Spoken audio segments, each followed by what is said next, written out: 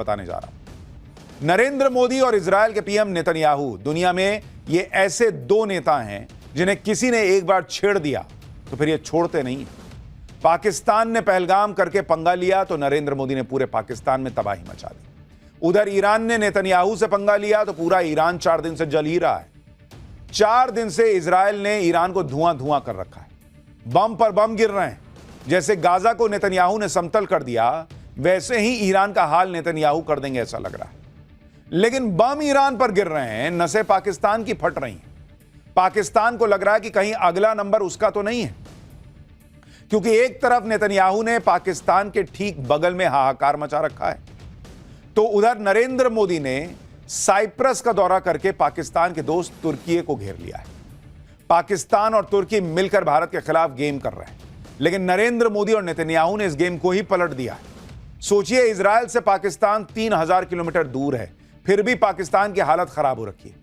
पाकिस्तान में लोग बार बार चेक कर रहे हैं कि पाकिस्तान भी इजराइल के घातक हथियारों की रेंज में आता है या नहीं। वो लोग चेक कर रहे हैं। जिस तरह से ईरान को इजराइल फोड़ रहा है, उससे पाकिस्तान को डर है कि कहीं ईरान के बाद उसके परमाणु साइट्स का नंबर तो नहीं आने वाला।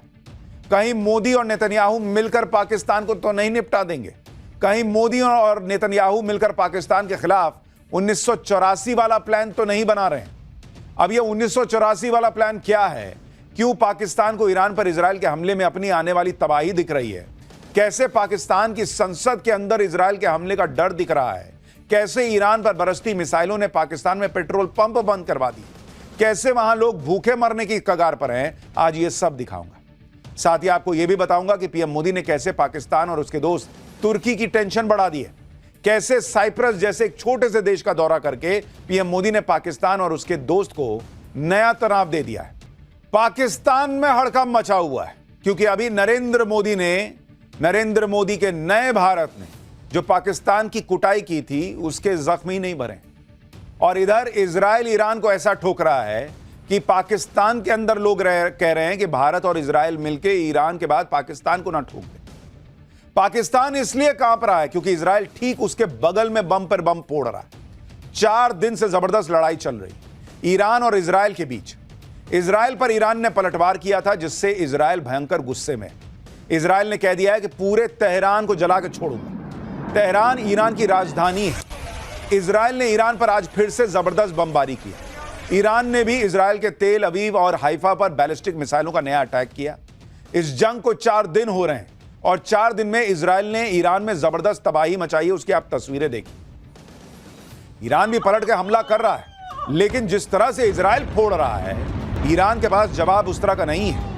इजराइल के पास जबरदस्त एयर डिफेंस सिस्टम है और इसलिए उसे ज्यादा नुकसान नहीं हो रहा, जबकि ईरान बर्बाद होता चला जा रहा है।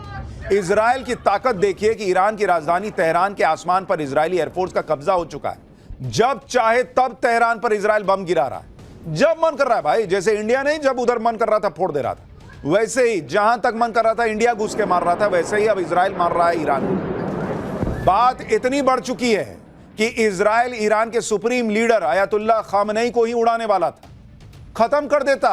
वो तो डोनाल्ड ट्रंप ने इजराइल को रोका कि अरे क्या कर रहे हो भाई, रुको जरा, सभी को मार दोगे क्या? यहां तक मामला पहुंच गया है। उधर इजराइल के पीएम नेतन्याहू का दावा है कि ईरान उनकी, यानी नेतन्याहू की और डोनाल्ड ट्रंप दोनों की हत्या करना चाहता था। नेतन्याहू का दावा है कि ईरान ने उनकी जान लेने के लिए ऐसी मिसाइल दागी थी जो उनके घर में बेडरूम विंडो तक पहुंच गई थी। यानी इजराइल कह रहा है कि यह हमको मारने वाला है, तो हम कैसे छोड़ देंगे जी? और वो सिर्फ ईरान को ही नहीं छोड़ने की बात कर रहा है कि भाई ईरान को नहीं छोड़ेंगे, वो पाकिस्तान को भी ठोक देगा। यह भी चर्चा हो रही है। जब नेतन्याहू कह रहे हैं कि ईरान उन्हें ही उड़ाना चाहता था, तो फिर इजराइल ने भी ईरान का खेल पूरा खत्म करने की ठान ली। भाई, कोई खुद थोड़े मरेगा कि तुम हमको मार दो, हम जो है विश्व शांति की बात करेंगे। और इजराइल के रास्ते में अब जो भी आने की कोशिश करेगा वो मारा जाएगा। पाकिस्तान इसीलिए डरा हुआ है क्योंकि उसने देखा है कि इजराइल हमास को ठोक चुका है, हिजबुल्लाह की बैंड बजा चुका है, और पाकिस्तान को भी एक वो रोग नेशन मानता है। हिंदी वाला रोग मानिए, अंग्रेजी वाला रोग मानिए, दोनों तो है ही है पाकिस्तान। अब वो ईरान को ठोक रहा है। इजराइल की इस हिट लिस्ट में पाकिस्तान का भी नाम हो सकता है। पाकिस्तान को डर लग रहा है और खुद पाकिस्तान ने इजराइल को उस पर हमला करने की बड़ी और ठोस वजह दे दी। दरअसल ईरान के वरिष्ठ सैन्य अधिकारी ने यह दावा कर दिया कि अगर इजराइल ने ईरान पर परमाणु बम का इस्तेमाल किया तो पाकिस्तान इजराइल पर परमाणु हमला कर देगा। मतलब ईरान खुद नहीं करेगा। ये गजब की लड़ाई लड़ते हैं ये लोग कि मेरे को मारोगे तो परमाणु बम पाकिस्तान मारेगा। पाकिस्तान हड़बड़ा गया। इजराइल से युद्ध के बीच ईरान ने पाकिस्तान को लेकर बड़ा दावा कर दिया। ईरान की बात सुनकर पाकिस्तान के होश उड़ गए। ईरान को भाई भाई बताने वाले पाकिस्तान ने कुछ ही घंटों में ईरान के दावे का खंडन कर दिया। पाकिस्तान कह रहा है कि नहीं नहीं भाई, हम ईरान जो कह रहा हम नहीं ऐसा कुछ बोले, हम नहीं मारेंगे परमाणु बम। पाकिस्तान के रक्षा मंत्री ख्वाजा आसिफ ने कहा कि इस्लामाबाद ने इजराइल के खिलाफ परमाणु हमले की कोई बात की ही नहीं है। पाकिस्तान की घबराहट को आप इस तरह से समझिए कि पाकिस्तान की संसद में वहां का विदेश मंत्री इशाक डार खड़ा होकर कह रहा है कि नहीं भाई, हम कोई परमाणु बम नहीं फोड़ने वाले हैं ईरान की तरफ से। उनको लगा भाई ईरान तो बोल दिया, अब इसके चक्कर में वहां से नेतन्याहू मारेंगे या यहां से इंडिया फोड़ देगा, तो तुरंत हड़बड़ा गया कि नहीं, हम ऐसा कुछ नहीं करने वाले हैं। सुनिए, पाकिस्तान का विदेश मंत्री संसद में खड़ा होकर कह रहा है कि हम ये सब कुछ नहीं करने वाले। ये पाकिस्तान का हाल है। जो पाकिस्तान अभी कुछ दिन पहले तक कह रहा था कि भाई भारत में पाकिस्तान के हमलों से बड़ा नुकसान हुआ है, और उससे जब पूछा गया था कि आपका क्या सबूत क्या है, तो कह रहे थे सोशल मीडिया पे खबरें चल रही। उसको तब सोशल मीडिया पे भरोसा था। आज कह रहा है कि सोशल मीडिया पे खबरें चल रही हैं कि हम ईरान की तरफ से परमाणु बम फोड़ देंगे, उस पर भरोसा मत कीजिए, सोशल मीडिया भरोसे के लायक नहीं है। वो कह रहा है मेरा बम मेरा भाई, हम काहे फोड़ेंगे ईरान की तरफ से। और ऊपर से कहता है कि ईरान मेरा भाई है, हम लोग भाई हैं भाई, हम तुम्हारे साथ खड़े हैं। अरे काहे के खड़े हो? पाकिस्तान पूरी दुनिया में इस बात की अकड़ दिखाता है कि वो इकलौता मुस्लिम देश है जिसके पास एटम बम। कहता रहता है कि उसका एटम बम मुसलमानों को बचाने के लिए, इस एटम बम से वो पूरी दुनिया के मुसलमानों को बचाएगा। लेकिन बात जब ईरान के मुसलमानों की आई तो सामने इजराइल दिख गया, उसकी हालत खराब हो गई। पीछे पाकिस्तान को दिख रहा है कि इंडिया ठोक देगा, इधर सामने इजराइल खड़ा है, वो कह रहा है कि नहीं नहीं, हमारे पास एटम बम है तो मेरे लिए ना है, हम थोड़ी इजराइल पे फोड़ने जा रहे हैं। पाकिस्तान खूब माहौल बना रहा था कि जैसे ईरान को इजराइल से वो ही बचा लेगा। पाकिस्तान के रक्षा मंत्री तो अपनी संसद में खड़े होकर ईरान को भाई बता रहे थे, कह रहे थे कि पाकिस्तान हर तरीके से ईरान का साथ देगा। जब साथ देने की बात ही आई तो पीछे से पलट के निकल लिए कि कहाँ, हम नहीं, तुम अपना लड़ो। पाकिस्तान वही वाला दोस्त है जो आपसे कहेगा कि भाई मैं तेरा भाई है, जहां बोलोगे वहां खड़ा हूं, चलो लड़ने चलो, उधर मारा पीटी हो रही है तो यार जरा सा ना मम्मी बोली है सब्जी लेके आने, मैं लेके आता हूं, तुम बड़ो लड़ो, मैं आता हूं, वहीं मिलूंगा चौक पे। वो है पाकिस्तान। और वो क्या लड़ेगा? अभी तो वो खुद ठुका है भारत से, तो क्या ईरान से लड़ेगा? और उसको पता है कि भाई उधर से इजराइल, इधर से भारत, दोनों शुरू हो गए तो हम खत्म हो जाएंगे। पाकिस्तान सिर्फ बड़ी बड़ी बातें कर सकता है, लेकिन आप पाकिस्तान की हालत देखिए। ईरान 4 दिन से जल रहा है, वहां से लोग भाग रहे हैं, तो पाकिस्तान ने ईरान का बॉर्डर क्लोज कर दिया। ये देखे दुनिया भर के मुसलमान देखें जो ये सोचते हैं कि पाकिस्तान एक इस्लामिक देश है तो मुसलमानों के लिए खड़ा होगा। भाई उसने ईरान का बॉर्डर क्लोज कर दिया कि मेरे तरफ मत आओ। पाकिस्तान से ईरान की करीब 900 किलोमीटर की बड़ी सीमा लगती है। पाकिस्तान को लग रहा है कि ईरान में इजराइल के बम फूट रहे हैं तो ईरान के लोग भागकर पाकिस्तान आ जाएंगे। सोचिए, जो पाकिस्तान ईरान के लिए इजराइल पर एटम बम चलाने की बातें कर रहा था, वो इतना डरपोक है कि ईरान के लोगों के लिए अपना बॉर्डर बंद करके बैठा है कि मेरे यहां मत आओ, मरना है तो उधर मरो। ये दुनिया भर के मुसलमान देखें पाकिस्तान की सच्चाई। जो जब चाइना से पैसा लेना होता है तो शिनजियांग में जब मुसलमानों पर अत्याचार होता है, उइगर मुसलमानों पे, तो चुप बैठ जाता है कि मारो ना यार, हमको क्या, हमको पैसा दे दो, तुम कर्जा दे दो, मेरे भीख वाले कटोरे में पैसा डाल दो। अब जब ईरान को मार रहा है इजराइल तो अपना बॉर्डर सील कर दिया। यह है पाकिस्तान की सच्चाई जो दुनिया भर के मुसलमानों को देखनी चाहिए। हमारे यहां कुछ हैं जिनका दिल धड़कता है शायद उधर के लिए, कुछ ही होंगे, लेकिन उनको भी देखना चाहिए पाकिस्तान का सच क्या है। पाकिस्तान ऐसा इसलिए कर रहा है क्योंकि उसे पता है कि इजराइल अगर ईरान को ठोक सकता है तो पाकिस्तान को ठोकने में देरी नहीं लगाएगा।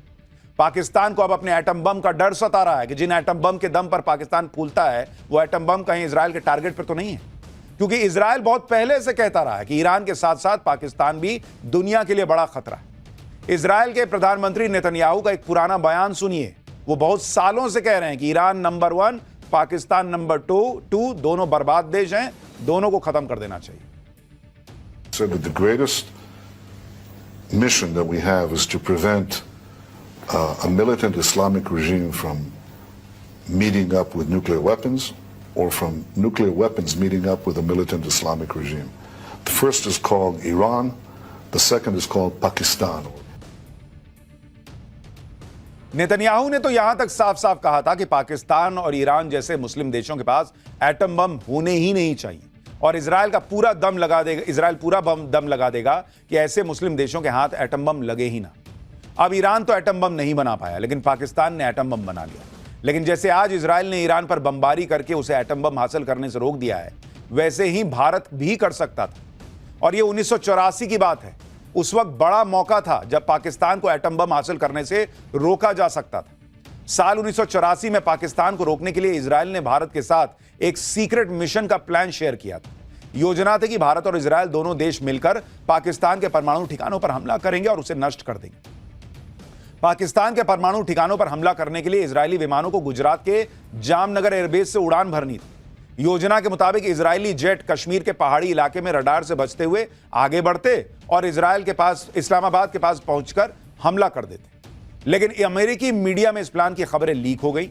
पाकिस्तान सतर्क हो गया था और फिर ऑपरेशन रोकना पड़ा। लेकिन जो काम तब नहीं हो सका था, वो काम अब नरेंद्र मोदी और नेतन्याहू मिलकर कर सकते हैं। मोदी तो अभी अभी पाकिस्तान को ट्रेलर दिखा चुके हैं और इजराइल की हिटलिस्ट में पाकिस्तान सालों से।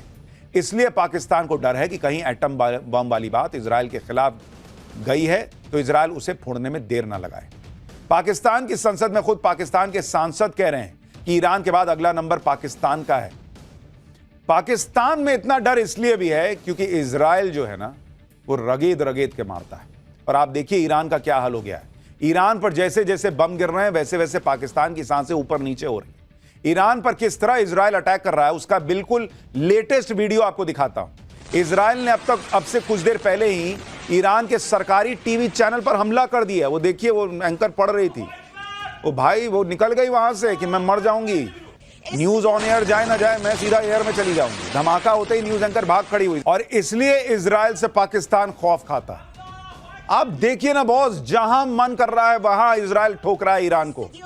टीवी एंकर वहां से भाग गई भाई कि मैं न्यूज बाद में बताऊंगी, मैं न्यूज पहले बन जाऊंगी, थोड़ी देर और बैठी। तो ये बातें सिर्फ पाकिस्तान के नेता ही नहीं कर रहे, बल्कि पाकिस्तान की जनता भी जानती है कि ईरान के हमले में अगर पाकिस्तान ने जरा भी इधर उधर करने की कोशिश की या इजराइल की तरफ नजर भी उठाई तो इजराइल आंखें निकाल लेगा। पाकिस्तान के लोग कह रहे हैं कि अभी तो जंग ईरान तक है, पाकिस्तान तक भी आ सकती है। आप थॉट प्रोसेस देखिए कि नॉन मुस्लिम कभी मुसलमान का दोस्त नहीं हो सकता, यहूदी कभी दोस्त नहीं हो सकते। तो जाओ ना, जाओ ईरान की मदद करो। क्यों अपना बॉर्डर सील कर दिए? करते ना मदद, बुलाओ ईरान के लोगों को, जाओ लड़ो ईरान की तरफ से खड़े होकर इजराइल से। वहां पैर कांप रहे हैं और यहां यहूदियों को गाली देना है। पाकिस्तान बहुत संभल कर चल रहा है। उसे पता है कि अभी तो ऑपरेशन सिंदूर खत्म भी नहीं हुआ है।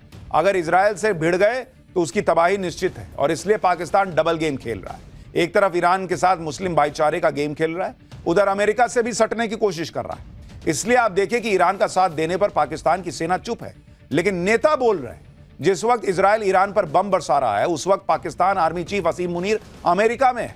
असीम मुनीर इस कोशिश में है कि कैसे ट्रंप की चापलूसी की जाए जिससे अमेरिका का साथ मिल जाए। इधर पाकिस्तान की सरकार ईरान का खुलकर समर्थन करने की बात कर रही है। लेकिन ऐसे ही डबल गेम खेलकर पाकिस्तान हमेशा फंस जाता है।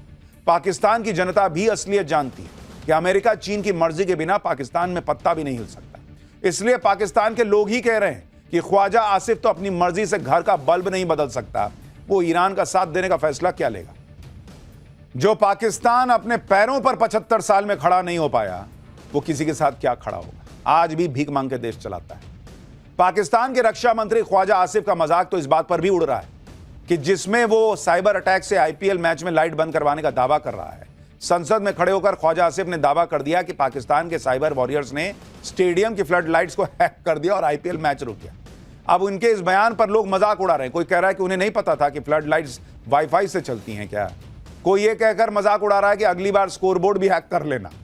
कैसा देश है भाई। पाकिस्तान में इजराइल के हमले के डर की वजह भारत और इजराइल की पक्की दोस्ती भी है। इजराइल ने पाकिस्तान के खिलाफ भारत के ऑपरेशन सिंदूर का खुलकर समर्थन किया था। इजराइल के हेरॉन MK2 हेरोप और स्काई स्ट्राइकर ड्रोन्स की मदद भारत ने पाकिस्तान की धज्जियां उड़ा दी थी। इतना ही नहीं, पाकिस्तान में तो यह भी चर्चा थी कि ऑपरेशन सिंदूर के वक्त भारत के अलग अलग 6 एयरबेस पर इजराइल के डिफेंस एक्सपर्ट्स भी मौजूद थे। इसलिए पाकिस्तान में यही चर्चा है कि इजराइल और इंडिया एक हैं, दोनों मिलकर पाकिस्तान को ठोक देंगे। ऊपर से पाकिस्तान खुद क्या किसी का साथ देगा, वो खुद को ही संभाल ले, यही बहुत बड़ी बात है। क्योंकि आप पाकिस्तान से आई तस्वीरें देख लीजिए। ईरान और इजराइल की जंग के बीच पाकिस्तान में पेट्रोल पंप पर लाइन लग गई। खासकर बलूचिस्तान में पेट्रोल की कमी और महंगे पेट्रोल की वजह से हाहाकार मच गया। अब बलूचिस्तान के क्वेटा की तस्वीरें देखिए, जहां पेट्रोल पंप पर लंबी लंबी लाइनें लग गई हैं। बॉर्डर बंद होने की वजह से ईरान से जो पेट्रोल आता था उसकी कमी हो गई। क्वेटा में 70% पेट्रोल पंप बंद करने पड़े। इसी बीच पाकिस्तान ने अपनी आवाम पर महंगाई का नया बम फोड़ दिया है। पाकिस्तान में पेट्रोल ऑलमोस्ट 5 रुपए प्रति लीटर महंगा हो गया है और जो पेट्रोल पहले 253 रुपए का था अब वो 258 रुपए प्रति लीटर हो गया है। और जो डीजल है वो 7 रुपए 95 पैसे प्रति लीटर महंगा होकर 262 रुपए प्रति लीटर हो गया है। पाकिस्तान में यह हालत है पेट्रोल और डीजल की, 250-250 रुपए के ऊपर मिलता है मामला। पाकिस्तान ने महंगाई से अपनी पब्लिक का कचूमर निकाल रखा है। जनता पर पैसा खर्च करने की जगह वो चाइना से हथियार खरीद रहा है, डिफेंस बजट बढ़ा रहा है, तो यही ना होगा। पाकिस्तान की जनता इन्हीं सब से परेशान है। पाकिस्तान की जनता अपनी सरकार को गालियां दे रही है, कोस रही है। पाकिस्तान का तो इससे भी बुरा हाल होने वाला है, क्योंकि पाकिस्तान आतंक का जो बिजनेस चला रहा है, भारत ने उसकी पोल दुनिया के सामने खोल कर रख दी है। नरेंद्र मोदी ने पाकिस्तान के खिलाफ जो कूटनीतिक मोर्चा खोला था, उसका असर देखिए कि टेरर फाइनेंसिंग पर नजर रखने वाली ग्लोबल संस्था FATF ने पहलगाम आतंकी हमले पर बड़ा बयान दिया है। FATF ने ऐसे आतंकी हमले पर चिंता जताते हुए कहा है कि ऐसे हमले बिना फंडिंग के नहीं हो सकते। फाइनेंशियल एक्शन टास्क फोर्स ने आतंकी संगठनों को मिलने वाली फंडिंग पर लगाम लगाने पर जोर दिया है। FATF ने यह भी कहा है कि वो जल्द ही टेरर फंडिंग पर अपनी एक बड़ी रिपोर्ट जारी करने वाला है। FATF के इस रुख से साफ है कि आतंक को पालने पोसने वाले पाकिस्तान पर बड़े एक्शन की तैयारी हो रही है। न सिर्फ पाकिस्तान को नरेंद्र मोदी ने हर तरफ से घेर रखा है, बल्कि पाकिस्तान का जो साथ दे रहा है उसको भी नरेंद्र मोदी ठिकाने लगाने में जुटे। आज ही देखिए कि नरेंद्र मोदी ने कैसा गजब का मास्टर स्ट्रोक खेला। पीएम मोदी विदेश दौरे पर साइप्रस चले गए थे, जिससे पाकिस्तान के दोस्त तुर्की की नींद उड़ गई।